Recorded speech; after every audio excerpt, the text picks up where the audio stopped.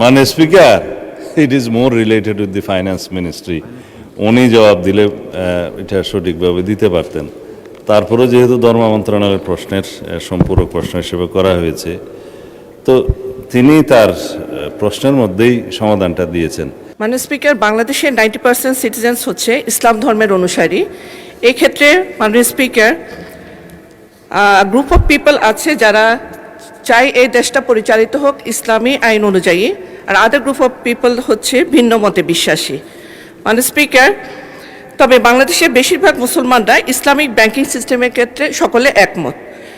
বাংলাদেশে শুরুতে একটি মাত্র এই ইসলামিক সিস্টেমটা যেহেতু বাংলাদেশের মানুষের একটা, মুসলমানদের একটা অভিপ্রায়, এটাকে প্রাধান্য দিয়ে প্রথমে ইসলামিক ব্যাংকিং সিস্টেমটা চালু করে বাংলাদেশের ইসলামী ব্যাংক। এরপরে এখন বাংলাদেশে প্রায় প্রতিটি ব্যাংকে এই Islamic banking system window open আছে।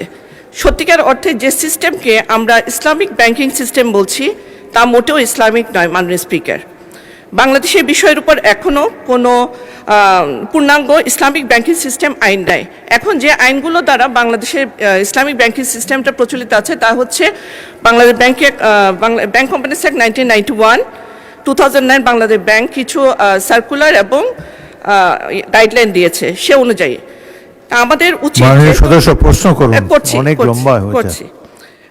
অধিকাংশ মানুষ যেহেতু ইসলামিক ব্যাংকিং সিস্টেমের ক্ষেত্রে একমত, সুদ দেয়া নেয়া হারামের মতবাদে বিশ্বাসী, সেই ক্ষেত্রে আমি মাননীয় ধর্মমন্ত্রীর কাছে আহ্বান করছি একটি পূর্ণাঙ্গ আইনের ব্যবস্থা করা হোক কিছু ইসলামিক স্কলার এবং বিজ্ঞ আইনজীবীদের নিয়ে। মাননীয় মন্ত্রী, এটা তো আপনার। মাননীয় speaker, it is more related with the finance ministry. উনি জবাব দিলে এটা সঠিকভাবে দিতে পারতেন। তারপরে যেহেতু ধর্ম মন্ত্রণালয়ের প্রশ্নের সম্পূরক প্রশ্ন হিসেবে করা হয়েছে, তো তিনি তার প্রশ্নের মধ্যেই সমাধানটা দিয়েছেন। এই বিষয়ে ধর্মীয় স্কলারদের নিয়ে একটা